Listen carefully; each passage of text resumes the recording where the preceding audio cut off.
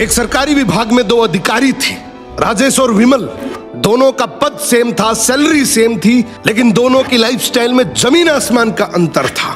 राजेश अपनी ईमानदारी के लिए जाना जाता था। वो पुरानी बाइक से ऑफिस आता, सादा कपड़ा पहनता और महीने के अंत में बजट संभालना पड़ता था। इसकी सबसे बड़ी कमाई थी पीस ऑफ माइंड। इसका सर जैसे ही तकिए पर पड़ता तुरंत नींद आ जाती। दूसरी तरफ ये विमल भाई साहब, इनका जिंदगी का बस एक ही मूल मंत्र था, मौका मिले और पैसा ना खाए वो ही मूर्ख है। उसके पास आलीशान गाड़ी, पोस्ट इलाके में बंगला और हर फाइल के बदले टेबल के नीचे मोटा लिफाफा।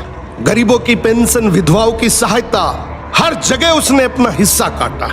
विमल अक्सर राजेश का मजाक उड़ाया करता था। राजेश तो ये ईमानदारी का चोला पहनकर जिंदगी भर साइकिल ही चलाता रहेगा, मुझे देख 5 साल में सब कुछ बना लिया। राजेश बस मुस्कुराकर कहता, मैं नींद कमाता हूँ तो बिस्तर।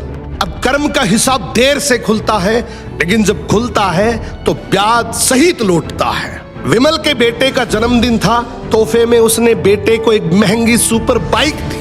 वही बाइक जो रिश्वत के पैसों से खरीदी गई थी। उसी रात बेटा नशे में बाइक चला रहा था, भीषण एक्सीडेंट हुआ।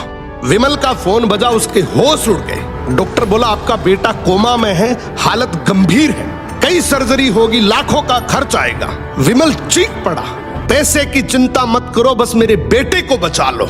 उसने बेटे के इलाज में अपनी सारी काली कमाई लगा दी, महंगी दवाइयां, विदेशी डॉक्टर। लेकिन जिस बेटे के लिए उसने पाप की कमाई जमा की थी वो बच नहीं सका। जो पैसा दूसरों के आंसुओं से आया था, आज उसके अपने आंसू भी नहीं पहुंच सका। बेटे की मौत के बाद घर उजड़ गया, पत्नी डिप्रेशन में चली गई। विमल को दिल का दौरा पड़ा, बंगला फूटा, मकान बन गया। पैसा अब दवाई और वकीलों की फीस में जा रहा था। और एक दिन अचानक राजेश से मुलाकात हुई। विमल रोते हुए बोला, राजेश तू बिल्कुल सही था, मैंने जहर इकट्ठा किया था और उसी जहर ने मेरा घर जला दिया। भभकती आवाज में बोला, यार मैं अपने बेटे का कातिल हूँ।